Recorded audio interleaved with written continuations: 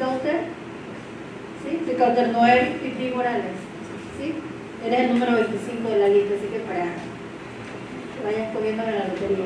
Ficauter, ¿nos das tu número de cédula, por favor? Gracias, sí. 4 270 396. Muchas gracias. ¿A qué sala aspiras y en cuál de los cargos? Al cargo de magistrado principal de la Sala Tercera de lo Contencioso Administrativo y Laboral. Principal, muchísimas gracias. Y nos das mejores luces sobre sus estudios, licenciatura, posgrado, maestría, doctorado.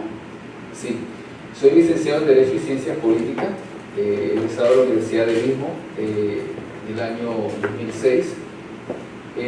Tengo posgrado y maestrías en Derecho Sistema Penal Acusatorio y actualmente estoy iniciando cursos en la maestría de Derecho Administrativo. Muchas gracias. Voy a pasar al cuestionario, que ya usted conoce, y voy a empezar con la pregunta número 1.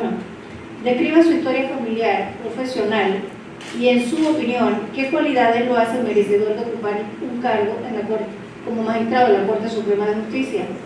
Por favor, que esos elementos, ¿cuáles son los elementos que sustentan su decisión?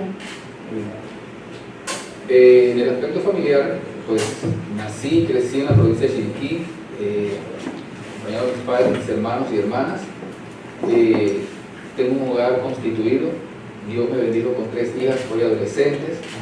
En la parte de cualidades, pues soy una persona temerosa de Dios, respetuoso de mis semejantes y de mí mismo. Sí, ¿nos puede ampliar un poco sobre ahora su vida profesional? Sí, en mi vida profesional he ejercido cargos en diferentes áreas en el campo del derecho y especialmente el derecho administrativo. Como dije anteriormente, me recibí en el año 2006 como abogado. Tengo una trayectoria en el ejercicio por más de una década y aunado a ello tengo en mi hoja de vida un haber de 5 años como asistente magistrado permanente de la Sala Tercera de lo Contencioso Administrativo. Perdón, ¿me puede repetir los años? ¿Cuántos años tienes ejerciendo? Más de una década, casi 13 años de ejercicio como abogado y entre ellos pues 5 años que fui de asistente magistrado permanente en la Sala Tercera de lo Contencioso Administrativo. Gracias. ¿Puedes ahora hacer algún comentario o darnos un poco más de luces de por qué crees que tienes elementos o por qué has decidido, por qué quieres ser magistrado de la Corte Suprema? ¿Qué te ha llevado a tomar esa decisión? Bien, como profesional del derecho, reviste para nosotros un honor llegar a ejercer un cargo tan importante como el de ser magistrado, pues de la Corte Suprema más aún. Por la ejecutoría que he realizado a través de mis años como profesional del derecho, la vinculación que he tenido y con el órgano judicial propiamente, al cual serví casi 10 años. Eso aunado a lo que aún hoy en mi ejercicio privado realizo, que está muy vinculado al derecho administrativo y contencioso administrativo propiamente. Muchas gracias.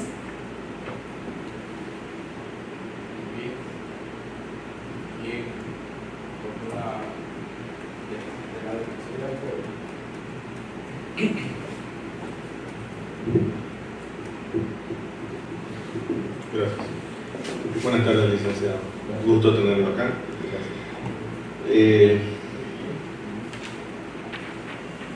Voy a formularle algunas preguntas. La primera, ¿qué edad tiene, licenciado? 45 años. Bien. La primera pregunta es, antes, o sea, usted tiene 45 años, tiene 13 años de ejercicio. Una resta poco más o menos de su edad, la edad 32. Antes de los 32 años, cuando se recibió, por supuesto tuvo que estudiar la carrera y todo lo demás,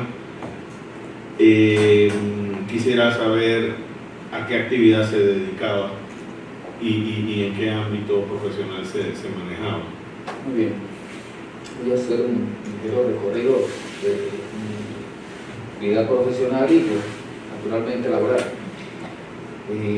Yo llegué a la ciudad de Panamá en el año 1992. Trabajé en diversas empresas y también trabajé para la administración pública en un total de cerca de 18 años. En el sector público comencé con la hoy extinta Autoridad de la Energía Oceánica.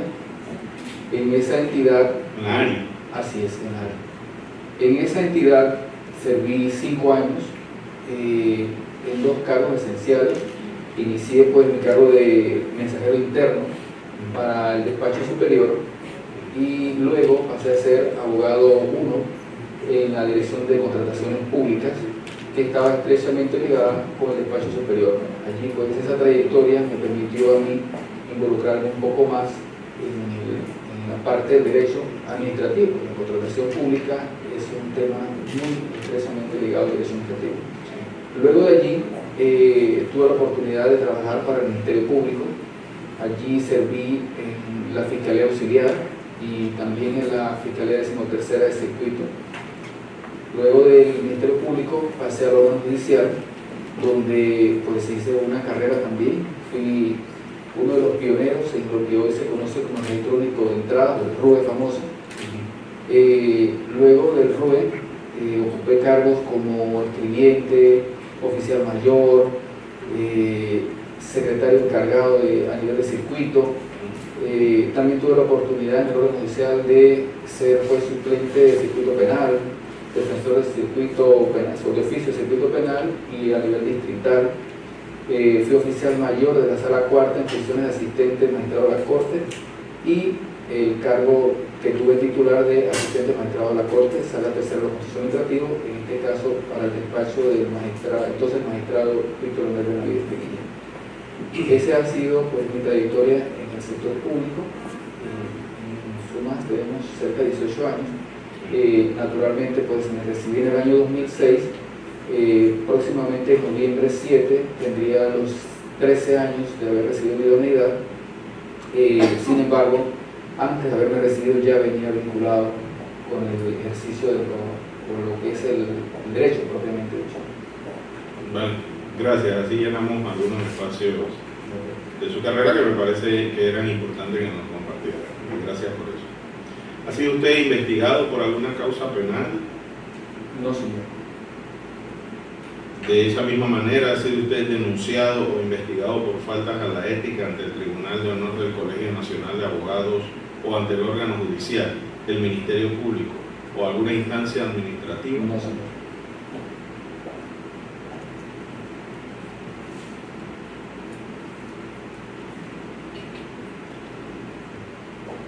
¿Cuál diría usted que son sus cualidades para el desarrollo del cargo y el trabajo en equipo, tomando en cuenta que usted está aspirando a una sala de la Corte, la Sala Tercera, que tiene una conformación colegiada, así mismo como el propio Pleno?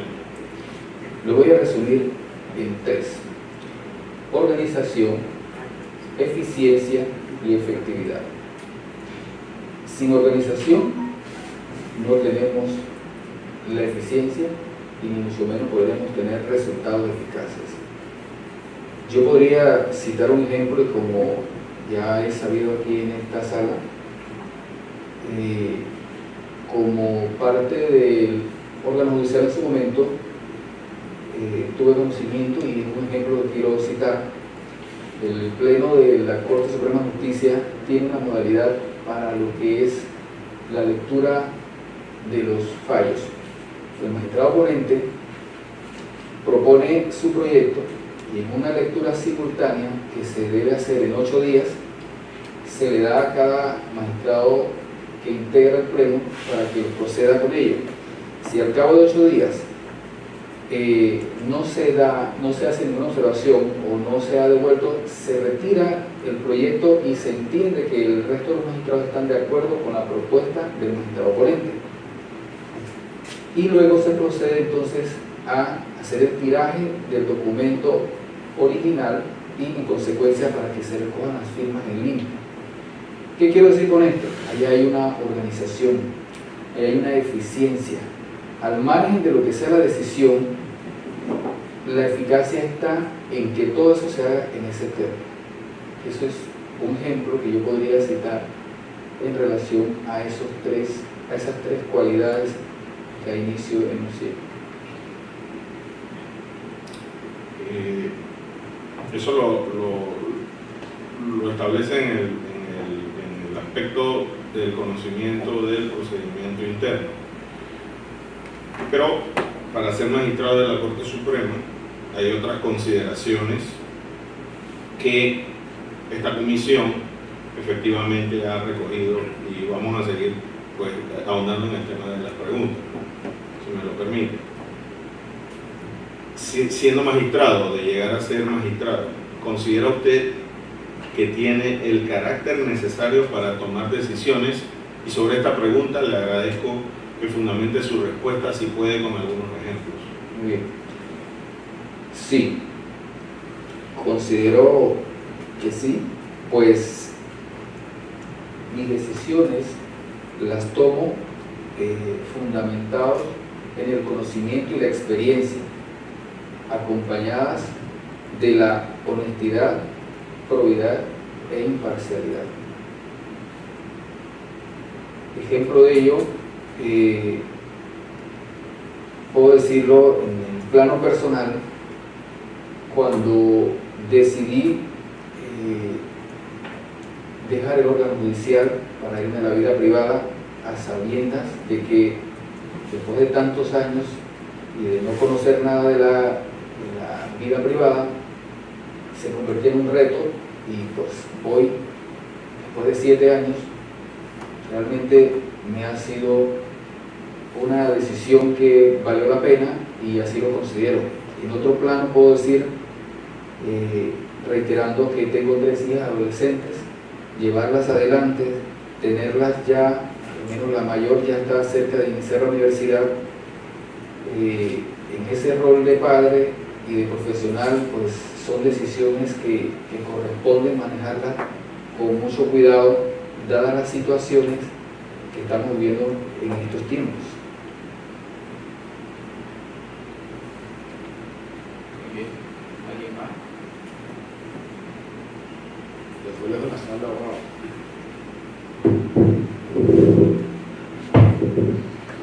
Me voy a disculpar ante todo porque cuando a mí me designaron para este reto, créanme que yo lo consideré que no era tan fácil, ¿no? Tratar de evaluar a colegas profesionales que reconozco y los he visto en algunos casos, algunos en su trayectoria, pero quisiera seguir estrictamente a lo que dice el rectorario, pero no lo puedo hacer. Yo, más que el manejo y la experiencia o el conocimiento técnico, me gustaría examinar un poquito más a la persona. Y la persona me dice, por ejemplo, desarrollando la pregunta que hacía hace un momento el colega, ¿por qué usted quiere ser magistrado, ocupar un cargo en la Corte Suprema de Justicia por 10 años? Pero, por ejemplo, yo he visto aquí de transitar colegas suyos que hablan de 30 años de experiencia, 3 libros publicados, ocupación en cargos públicos, y tienen una trayectoria que prácticamente lo triplican. Eso evidentemente a mí no me dice, o sea, no es que yo con eso cierro el círculo de mi opinión, porque yo veo que la oportunidad de gente joven como usted también hay que escucharla, ¿no? Y tal vez opinar. Usted habla de 13 años de trayectoria como abogados, 5 años en la sala tercera, 5 años en la administración pública, además del ejercicio en empresa privada y ahora el ejercicio a nivel de abogado privado. Yo tengo 27 años de ejercicio profesional y creo que no termino de aprender, porque esta es una profesión que es cambiante y diariamente tenemos que estar permanentemente actualizados. Pero me lleva a la pregunta, la única pregunta que quiero hacer. ¿Por qué usted, con la experiencia que tiene, considera que debe ocupar un cargo en la Corte Suprema de Justicia frente a una galería de colegas que le compiten con una trayectoria quizás que le triplican en el sentido de la posición a la que aspira. Por favor, y si nos puede pues, dar un margen más amplio de esa aspiración que usted tiene. Sí, bien. Naturalmente, pues que estamos en una oportunidad donde una gama de profesionales que naturalmente me van a triplicar conocimiento, experiencia y el solo hecho de ostentar la idoneidad. Sin embargo, por lo que a mí respecta, considero que la ejecutoría en mis años de servicio, en este caso al órgano judicial, aunada a lo del ejercicio privado, son uno de los elementos que yo puedo ponderar para ello. Entre esa ejecutoría está la oportunidad que tuve como asistente 5 años, indiqué particularmente la sala tercera, de elaborar fallos, proyectos de fallo que resultaron emblemáticos y que generaron resultados positivos a la sociedad en materia de personas con discapacidad. Más tarde surgió la modificación o enmiendas a la ley 42 de 1999, se hicieron proyectos en relación a las personas con enfermedades crónicas degenerativas, en un número plural de materias, donde yo pues como asistente de alguna manera di un aporte en eso, me inmiscuí más en el conocimiento del derecho administrativo, me interesé más y consideré esto como valioso, pues, como se ha dicho, pues, el derecho administrativo es el derecho por excelencia y no porque los otros no lo sean. Y lo digo porque a mí me gusta mucho el derecho civil, de hecho es una de las áreas donde también tramito bastante. El derecho penal, pues naturalmente me gusta. En fin, sin embargo, considero que el derecho administrativo, y teniendo yo ese bagaje, a mi haber, puedo yo contribuir tanto como profesional del derecho y más aún como magistrado de tener esa oportunidad. Es más, quiero acotar que en su momento también tuve la oportunidad de participar en la coordinación de la preparación de un proyecto de ley que modifica la legislación contencioso administrativa, que dicho sea de paso conocemos data del año 1943. Ese es un proyecto que en su momento se presentó, no concluyó, pero se hizo el estudio y yo en ese estudio participé muy marcadamente porque, como dije, tuve esa coordinación y hoy he estado revisando y de tener la oportunidad sería parte de lo que yo propondría y buscaría la forma de que se implemente total o parcialmente sin perjuicio de lo que otros profesionales, y en este caso a quien corresponda, pueda sugerir.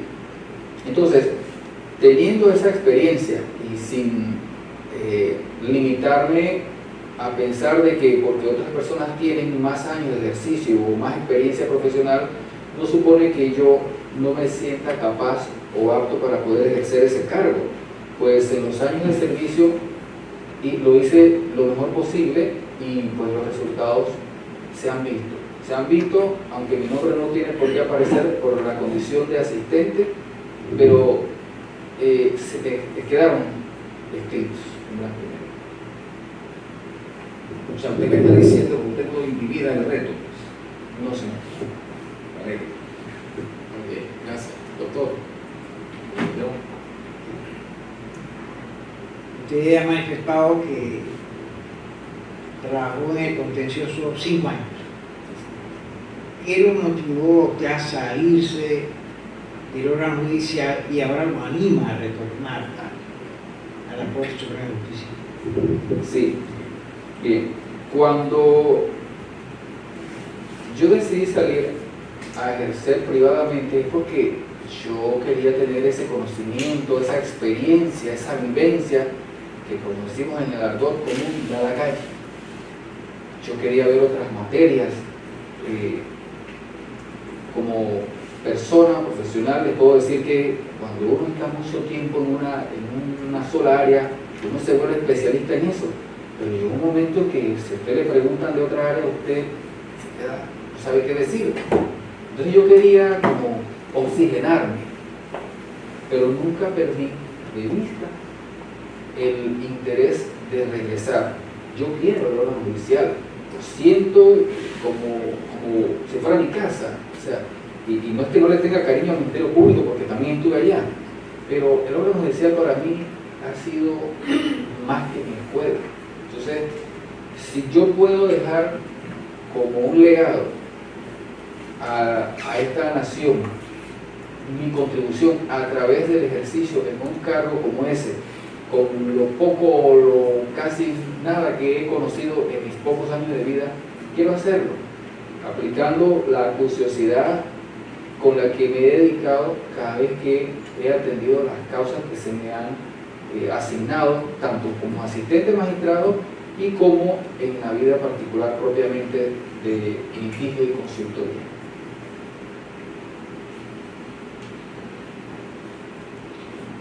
¿Qué contribución usted haría? Bueno, en mi acuciosidad buscaría esencialmente darle seguimiento a la implementación de ese proyecto de modificación a la legislación constitucional, que eso es urgentísimo, diría yo. El término no es exactamente el más apropiado, pero se requiere. Ya sé que tenemos cerca de 80 años con una legislación y ya le queda retazos, que nos servimos de lo que dice una, lo que dice otra, o de lo que queda a la interpretación o analogía. Entonces, eso es urgente en nuestra legislación. Mire, como ciudadano, el derecho penal es importante, el derecho civil y otros derechos. Pero el derecho penal, si yo estoy involucrado en una causa, pues me va a interesar más. Por lo demás, pues, le prestaré algo de atención. Pero el derecho administrativo le interesa a todo el mundo. Le interesa, sin el ánimo de restarle mérito a nadie, a la señora que trabaja barriendo la calle, como al presidente de la República. Porque es que el derecho administrativo es la esencia de todo. Entonces, si yo puedo contribuir en esa modificación o en la implementación de un nuevo sistema de administración, esencialmente en lo contencioso administrativo, pues en buena hora. En buena hora, porque el derecho administrativo en nuestro país ha quedado un poco desfasado.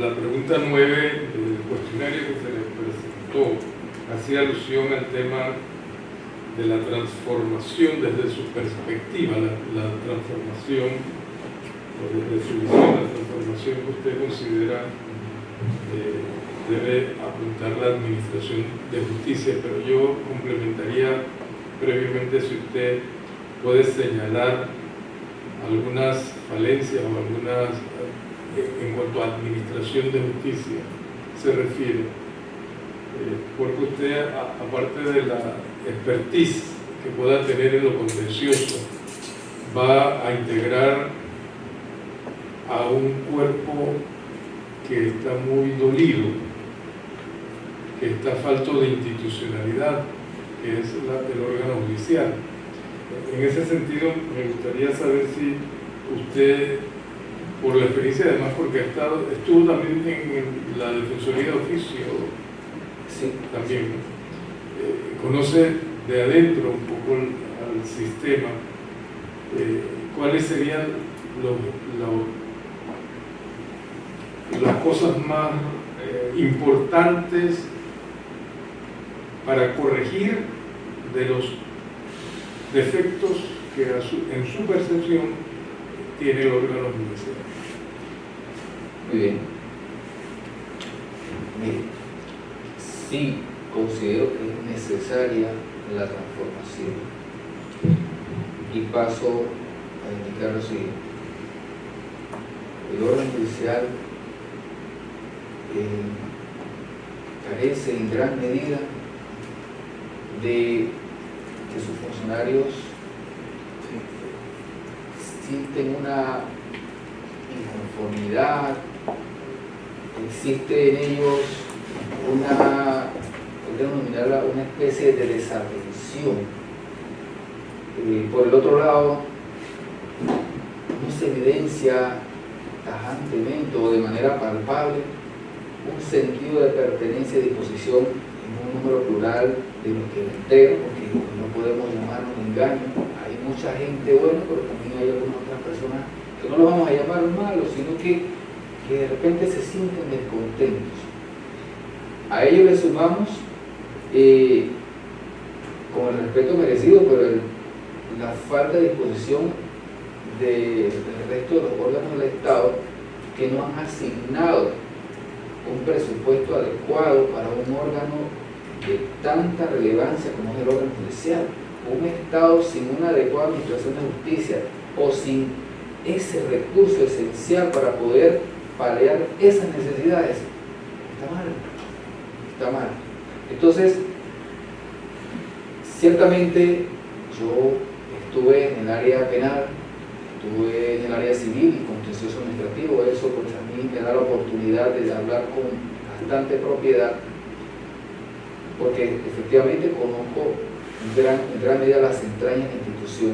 Incluso cuando estuve en la coordinación de presidencia entre la Sala Tercera y la presidencia propiamente de la Corte Suprema de Justicia, aún más directo en contacto. Entonces, yo creo que una de las cosas que se debe ver aquí es el factor presupuestario para que el órgano judicial pueda ofrecerle a su equipo, a sus colaboradores, cumplir con las necesidades de más recursos humanos, de más infraestructuras adecuadas, ¿verdad? Y de programas de educación para que los funcionarios se actualicen. Mire, es que esa transformación se requiere. Estamos en el siglo XXI, donde hay cambios. Mire, hay nuevos sistemas tecnológicos, científicos, situaciones que la sociedad no tiene cómo manejar, los socioeconómicos. ¿Cómo hacemos con eso? Con una legislación desfasada. Entonces, esas esenciales necesidades que tiene la sociedad se tienen que enfrentar, pero ¿cómo lo hacemos con una legislación desfasada como la que tenemos? ¿Cómo lo hacemos cuando no tenemos sentido de disposición y de pertenencia? Cuando tenemos un personal que denota claramente un descontento, y ni hablar de la sociedad como tal. Entonces, a veces no es que se trata necesariamente de un tema de corrupción, no quiero tapar el sol con un dedo. Se trata de que si el sistema judicial no tiene los recursos adecuados, no puede. Preguntémonos, tenemos un tribunal, por decir uno cualquiera, un tribunal civil, tiene 8 funcionarios incluidos al juez. Todos sabemos que la litigiosidad se ha incrementado, pero tenemos a los mismos 8 funcionarios de hace 20 o 30 años. No voy a decir la persona como tal, sino las posiciones. Solo 8 posiciones para un juzgado que maneja la misma cantidad, que maneja la litigiosidad de hoy, que no es la de hace 20 o 30 años atrás. Entonces, ¿cómo hacemos con eso? La sociedad no entiende eso. Cuando usted le dice a la sociedad, no, pero aquí lo que pasa es que tenemos 8, la sociedad no va a decir, pero espérate, entonces ¿qué pasó con los recursos? Entonces que hay que poner recursos, pero cuando es que no hay plata, y es que asignamos dinero para otras cosas. O sea, hay un desequilibrio. Al órgano judicial no se le ha dado la importancia que debe tener como órgano de un Estado. Si nosotros no tenemos esto bajo control, o sea, la administración de justicia bajo control, como debe ser, ¿cómo poder hablar de una democracia adecuada? ¿Cómo podemos hablar del respeto a un debido proceso si hay otros elementos que contribuyen indirectamente a que eso no se pueda realizar? Bueno, si no más preguntas, gracias Ricardo Noel. por su comparecencia y mucha suerte. Gracias.